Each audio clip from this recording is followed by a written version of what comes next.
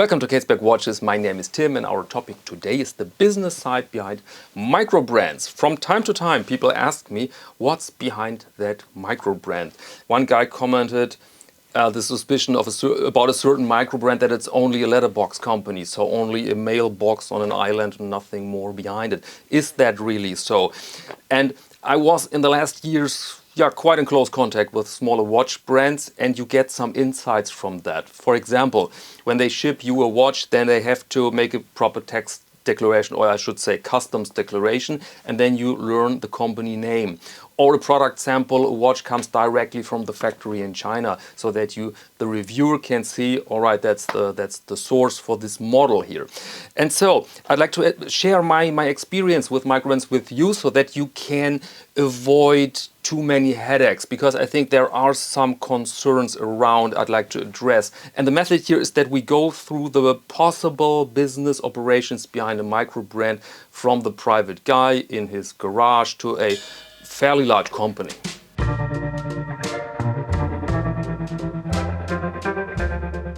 First case, the private person who wants to be a watch brand.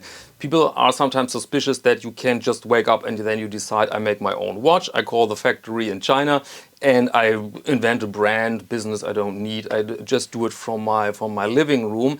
There is a tiny bit of truth in that. You could do it when you are not really afraid of taxation and legal regulations, and so I have very little examples for that. There might be here and there a private person who runs a watch company, but it's very, very unlikely that you come across these people, because they don't have the means to fund PR strategy, pay influencers and reach out to the world with their products. So this is not very likely. Here or there you might find that, and then you can find it or you can spot it by checking their legal information about on their website, for example, or behind their social media strategy, if there is a strategy. So if you have only a website with no legal information in the impressum, then you might have this case of a one-man show.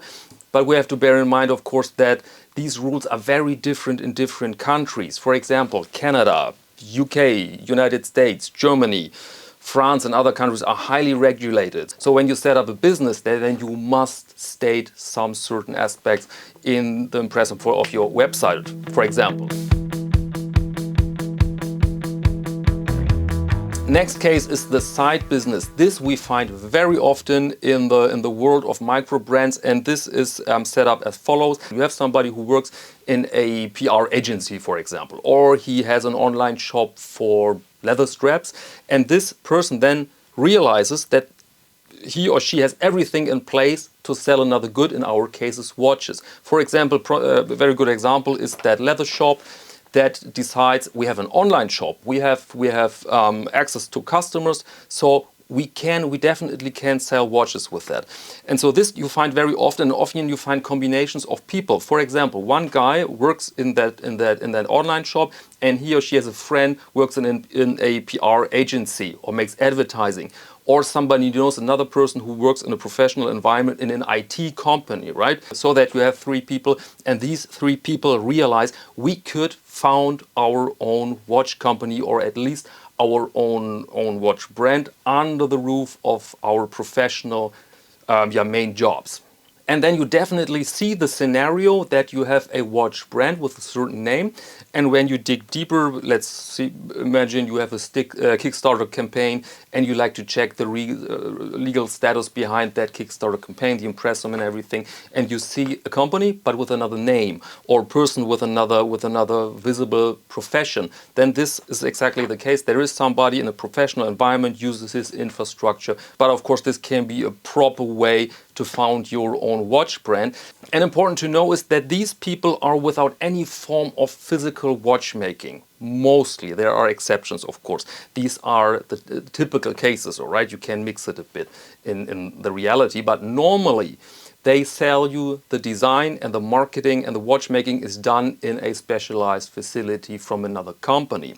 And you might ask now, but how can a private person or somebody as a side gig, how can they organize watchmaking themselves? Answer: agencies. You find a lot of specialized agencies, especially in France and Switzerland, and they just offer the service making your watch. So you deliver basically the design and specifications, which movement, which measurements, which material quality when it comes to plating, for example, hardening.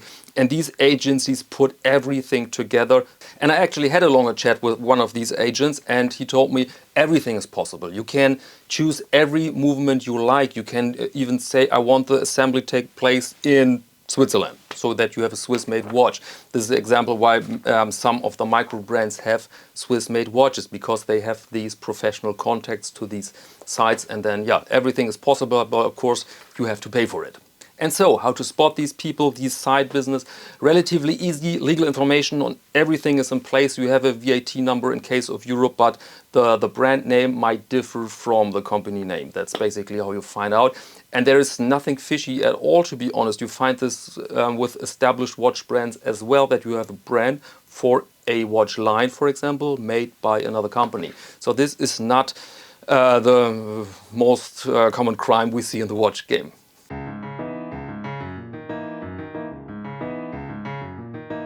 And our next example is the classic entrepreneur. So one person in charge founding a watch company. So don't confuse that with our private guy in his or her garage. Here you really have a person that has decided, I will found my own company. And often you find these people that they work again in a professional environment, but they take the big step. They contact banks and found their own company. And these people are there for the long run. So they have to make some strategic decisions. So this is the first time where you often find at least assembly lines, because these people realize at the long run it's more secure for us and better when we do certain things ourselves, for example, quality control.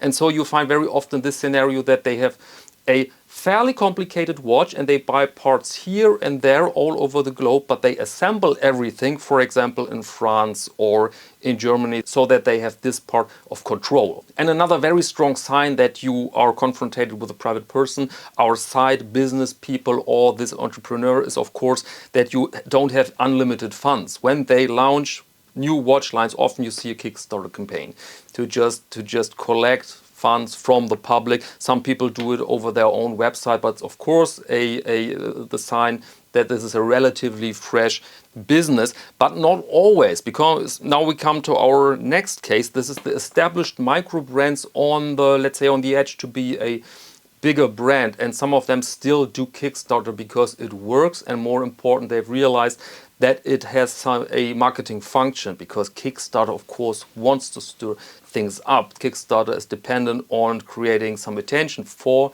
clients, for these watch brands, and so they, for a good example is, I think, Hima still does Kickstarter campaigns for several reasons.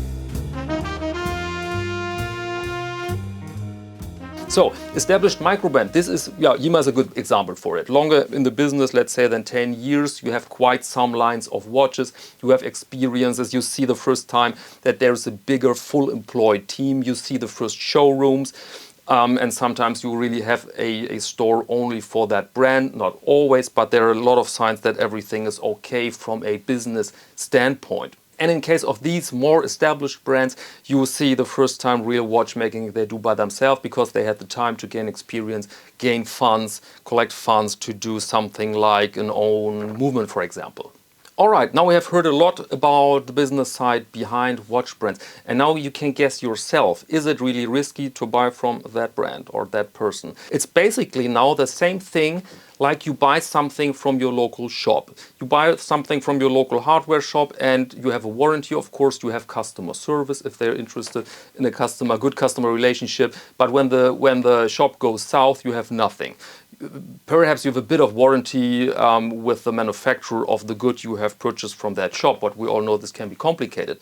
Or you have a local craftsperson who makes an expensive jacket for you, or a suit, leather jacket, something like that, can set you back 2, 3, 4,000 euros.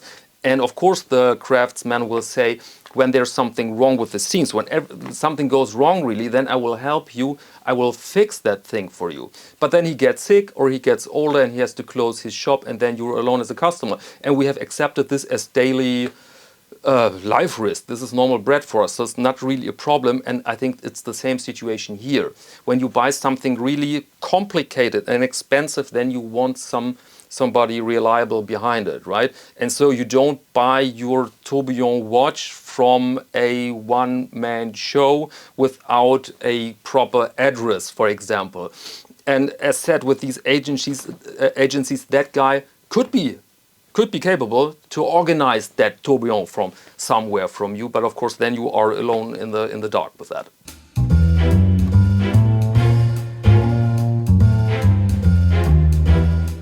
With a microbrand, you always have a bigger risk that the thing goes out of business for several reasons. It's always a bit bigger when you compare that microbrand to, let's say, Longines, right? You have a bigger risk, although it might be in a very, very small percentage. But you pay little money. You pay sometimes very little money for very advanced products. Take, for example, we had this Longines here in Watch of the Week, one of the last episodes. Conquest with a power reserve indicator. Very complicated watch, or is it a complicated watch? We don't know. But the thing goes for 4,000 euros, right? It's a big amount of money. And then take other watch brands like Christopher Ward, for example. Again, I'm not affiliated with them, but they are just a great example. Take Christopher Ward, their watches go for 1,000, roughly 4,000, 1,000, of course. Here you have the big brand, here you have Christopher Ward. But I handle both watches, many watches from both manufacturers, and the quality is pretty equal. I think when you go really into the detail, then you might find with a magnifier, you might some differences. But I think the normal customer cannot spot these differences, and I think the performance is on one level. You have, perhaps with a Longines, you have a risk of 0.2% that something goes wrong in the first 2 years. Same for Christopher Ward, right? But 1,000 against 4,000, only because you are willing to take a little bit more risk with Christopher Ward. And they make it a little bit more difficult for you to buy them because you don't see them around at your local jewelers, for example, which is the case with that Longines. But again, 4,000 euros, 1,000 euros. I'm not saying here, by the way, that Christopher Ward is better than Longines. I'm a big fan of both brands. They both deliver great, great, great watches, marvelous watches, really. All I'm saying is you can decide on your own. If you want to go a bit cheaper, then you have to take a bit more risk. This is 101 capitalism. Or the absolute secure route with a big name, then you have to pay your 4 grand. Alright, these were my insights I wanted to share with you, and I think the major takeaway must be that we make better decisions when we know more about the business side behind the brand. And then we know, for example, that's not really a problem when you find more than one company name behind a watch brand. This can be daily bread. And so in these cases, I'm not overly concerned about our customer service, risky buy, all these topics here. But if you ask me personally, I personally try to find the people who are in it for a long time. I try to find really the watch nerd that cannot live without handling timepieces. And I try to keep things simple. The design can be flashy all over the globe, but I'm very happy when it's powered by a Sellita or Miyota or an ETA movement, so that I can be sure without the company, even when everything goes south, I can visit my local watchmaker and he can fix that watch for me. And now the last information, what's behind Caseback Watches, what's behind the channel, what's behind my online shop, and it's case number 2, side business. So a person in a professional work environment realized I can use all this. Take, for example, the last product we had, this art print about the classic French kitchen brigade. It was the result that I realized I can draw these cooks. Then it happens to be that my wife is a professional designer, because you need the typography, you need the print, the art print design. That's very laborious, and she is perfectly fine in conversation with printing companies. I know a lot about paper, and so I have that shop. The infrastructure was in place, and so clearly case 2, the side hustle. And so it could be a nice takeaway for you when you scan your professional life right now. Perhaps you find that you have things in place for another side thing you haven't thought about before. And of course, these side hustles can one day lead to something bigger. And this is just nice that your life has this option. this option that something surprising can happen. I think this is the best takeaway from me personally here. So I find especially smaller watch brands very, very inspiring, I must say. All right, and that's all for this video. As always, thank you very much for your attention, and until next time.